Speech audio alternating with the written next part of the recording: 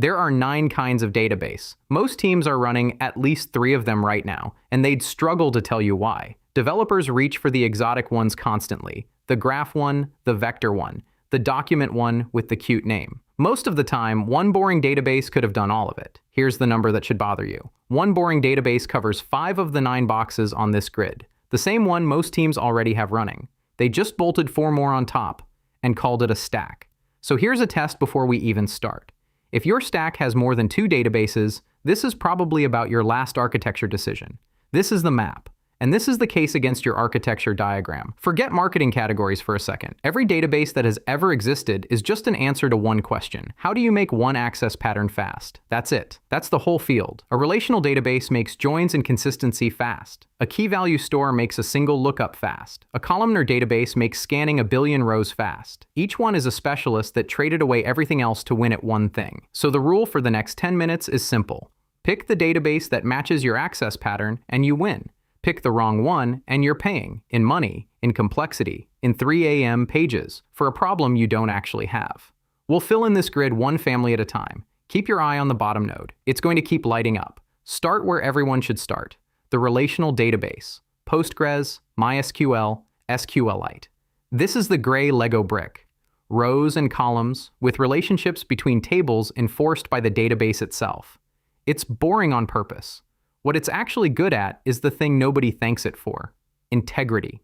When you move money from one account to another, the relational database guarantees that either both sides happen or neither does. A transaction, foreign keys that refuse to let you orphan a row, constraints that reject garbage before it rots your data. People treat this as old. It is old. It's also right roughly 90% of the time. So here's the verdict, and it sets the tone for the whole video. Relational is the correct starting point for almost everything. The burden of proof is on anyone who wants to leave it. If you can't say out loud which access pattern Postgres is too slow for, you don't have a reason to switch. You have a vibe. Second family. Key value. Redis. etc. Strip the database down to its most violent form. One key, one value. Blistering speed. No joins, no schema, no relationships. You ask for a key, you get the value back in microseconds, usually straight out of RAM. This is your cache, your session store, your rate limiter, the little lock that stops 2 servers from doing the same job at the same time. And here's the trench-level take on Redis. Redis is like coffee, incredible speed, but you can't live on it.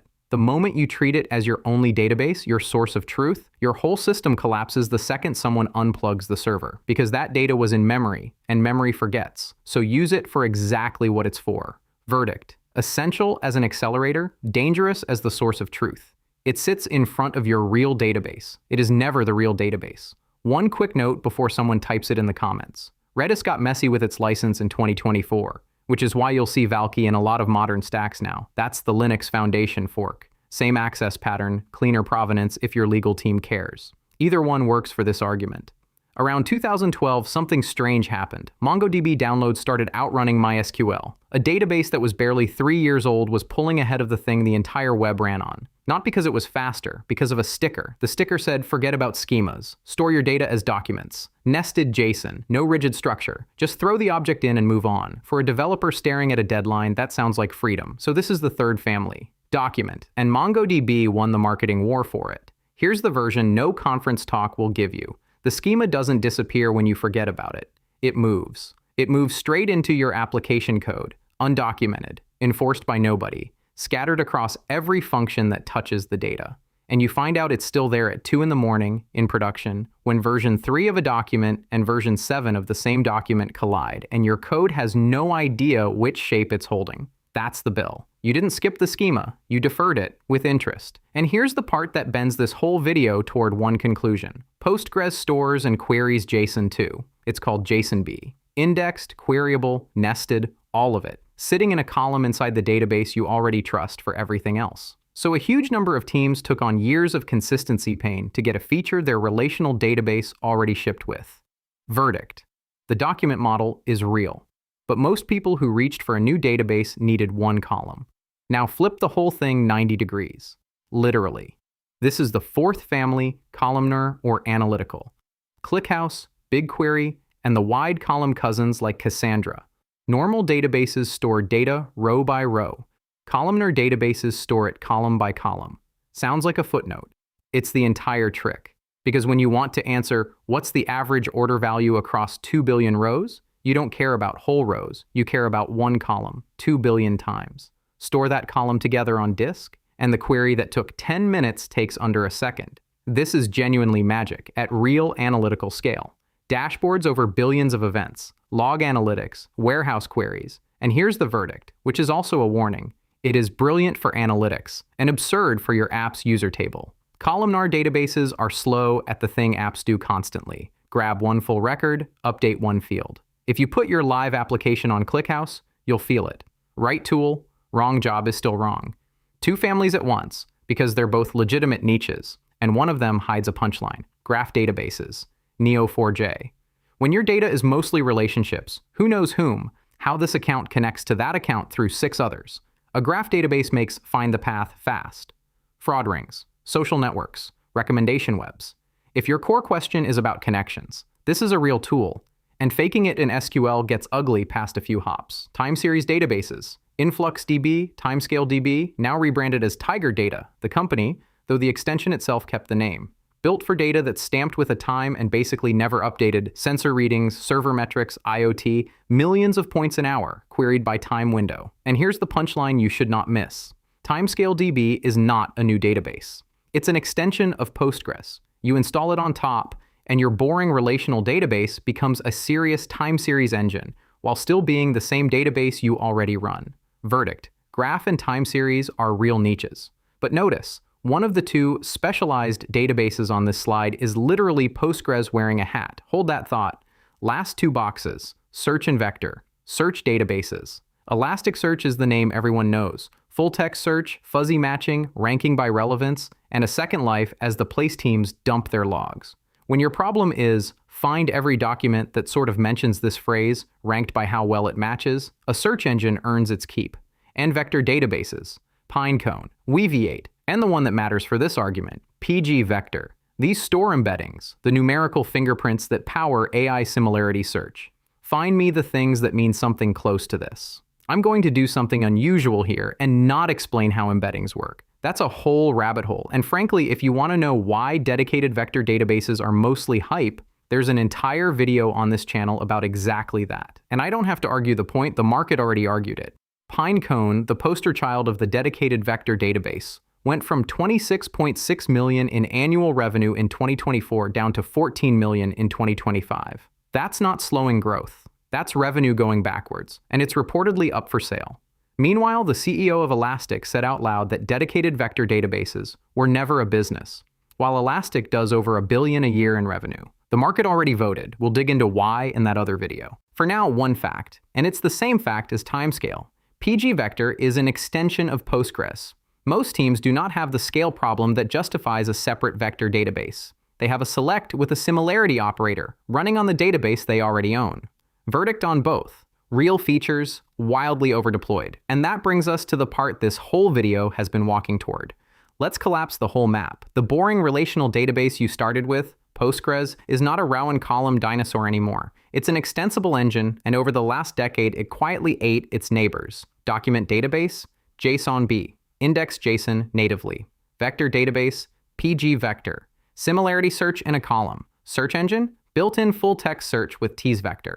Not as deep as Elasticsearch, but enough to delete it from most stacks. Time series database, TimescaleDB, the extension, built by what's now called Tiger Data. And the message queue you were about to add a whole separate service for? Select for update. Skip locked. Postgres does a working job queue in one line of CQL. Now be honest about the ceiling. Push thousands of workers at that table at once, and you'll hit lock contention, and that's exactly where dedicated queue infrastructure earns its keep. But below that scale, which is most teams, this is one less system to run. Count them. One boring database covers 5 of the 9 boxes. The ones it doesn't fully cover, heavy columnar analytics, deep graph traversal, Elasticsearch scale search, are the genuine exceptions, not the default. This is the gravity well. Postgres has become a point of gravity that is slowly swallowing the niche databases. Because the cost of adding it is 0, you already run it, and the cost of every alternative is a whole new system. And now the part that matters more than any benchmark. If this kind of breakdown is useful, the map plus the judgment, not just the list, you can support the channel on Patreon or by becoming a member. It's what keeps these going. That's the whole pitch. Back to the argument. Here's the part the performance charts never show you. Let me make it concrete. It's 3:14 in the morning. Pager duty is going off. You've got 5 databases in this stack, which means 5 separate dashboards. And you're squinting at all of them, trying to find which one is on fire. The engineer who stood up the 3rd database left 8 months ago. The runbook for it exists. Technically, it's in a Notion page nobody can find. That right there is a staffing problem wearing the costume of an architecture decision. And that's the real shape of it. Every new database in your stack is not just another piece of speed. It's another way for your system to fail at 3 in the morning. Another thing to back up. Another thing to monitor. Another set of failure modes nobody on the team fully understands. Another on-call page for a service one engineer added 2 years ago and then left the company. The exotic database always looks cheaper on the benchmark and more expensive everywhere else. In the cognitive load, it dumps on the humans who have to keep it alive. That's the trade nobody puts in the architecture diagram. Theoretical performance on one axis, the mental health of your team on the other. So let's be honest, because this isn't a Postgres can do everything video. It can't.